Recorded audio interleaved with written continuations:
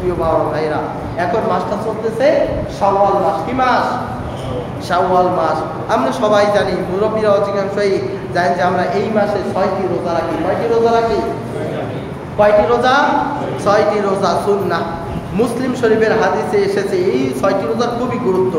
দেখুন, আবু আইয়ুব আনসারী রাদিয়াল্লাহু তাআলা আনহু হাদাসা আন্না রাসূলুল্লাহি সাল্লাল্লাহু আলাইহি ওয়াসাল্লাম ক্বালা মান সামা রমাদানা সুম্মা আতবাআহু সিত্তা মিন শাওয়ালিন কানা কাসিয়ামিদ দাহরি। বলছেন, যেই ব্যক্তি রমজানে রোজা রাখলো, এই রোজা রাখার পরে শাওয়াল মাসে 6টি রোজা রাখলো। কয়টি রোজা রাখলো? 6টি রোজা রাখলো। সেই ব্যক্তি এই শাওয়ালে 6টি রোজার মাধ্যমে সে যেন সারাটা বছর রোজা রাখলো। সুবহানাল্লাহ। সারা বছর মানে একদম বছরে 365 দিনের মধ্যে রোজা রাখলে যে সওয়াব হবে, তার আমলনামায় লিপিবদ্ধ করে দিবেন কে?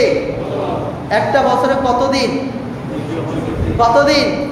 এখন 6 রোজায় এক বছর কিভাবে হয় দেখুন। বিশ্বনবীর সুন্নাতের কত আমরা একটু যদি বিবেচক হয়ে গবেষণা করি তাহলে দেখা যায়। ধরেন, আল্লাহ রাব্বুল আলামিন মুমিনদের ইবাদতকে, নেক আমলকে সর্বনিম্ন 10 দিয়ে গুণ করে দেয়, 10 গুণ বৃদ্ধি করে দেয়। কে দেয়? কয় গুণ বৃদ্ধি করে? সবাই বলেন কয় গুণ? 30কে যদি 10 দিয়ে গুণ করা হয় কত হয়? 30 10কে, এরপরে 6কে 10 দিয়ে গুণ করেন, 6 10 তো 360 হলো, ঠিক কিনা? বছরে এক বছরে দিন কয় দিন? 365 দিন। বছরে 5 দিন রোজা রাখা হারাম, বছরে 5 দিন রোজা রাখা জায়েজ নাই। দেখছেন কত সুন্দর বৈজ্ঞানিক থিওরি। 3 মাসে আপনি 30টা রোজা রাখলেন, 300 রোজার সওয়াব হলো। 6টি রোজায় 60টি হলো, 360 হয়ে গেল। আর 5 দিন 65 দিনের 5 দিনে রোজা রাখা জায়েজ নাই, যেমন ঈদের দিনগুলো। এইভাবে এই 6 দিন 5 দিন রোজা রাখা জায়েজ নেই।